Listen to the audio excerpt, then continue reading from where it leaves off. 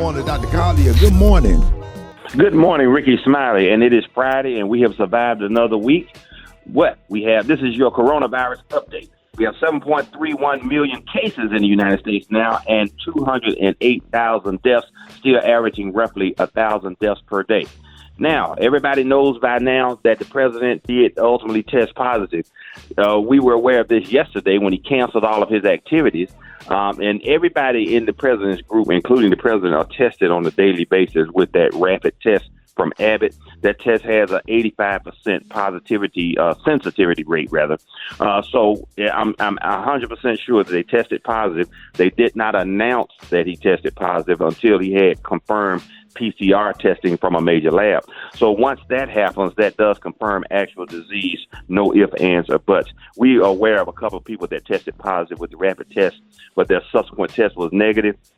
But his was positive. The First Lady's was positive as well. So what does that mean for us, the country, and the campaign? Well, under the old protocol, and this is the one that people are most familiar with, Ricky, 14 days of isolation, and before you could resume your normal activities, you had to have 2 negative tests that were at least 24 hours apart. What we realized was that repeating the testing was a waste of time. So in the new protocol, 10 days of isolation, and if you have no symptoms, you don't repeat the antigen test or the nasal swab, but you do perform antibody testing.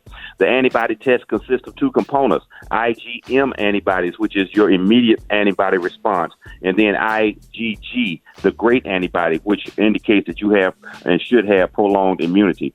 Now, understand this, that the president has several risk factors, the first one being his age. The second one being his weight. We talked about that individuals that meet the criteria for obesity, and he does have a much higher incidence of bad outcomes with this product.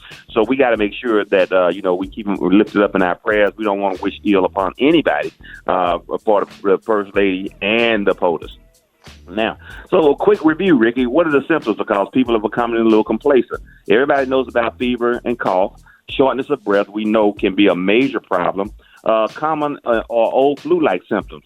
But you can also get pink eye or conjunctivitis, a runny nose, nausea, vomiting, diarrhea, body aches, areas of swelling and redness, a whole body rash, or just redness of a few spots, headaches, even seizures if you get infection in the brain, fainting spells or syncope, confusion, and all these things that make it difficult to diagnose.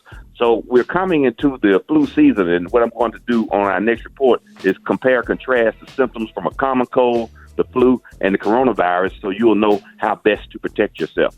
So that's our report today, Ricky. These are the opinions of Dr. M.J. Collier, not those of the Rickey Smiley Morning Show. You can reach me on all social media at ASK Dr. MJ, and go to my website, lipodrops.com, to learn how to boost your immune system and to protect yourself from this wicked, wicked coronavirus. Man, y'all better take that 5,000 milligrams vitamin D every day and that zinc. I'm telling you now.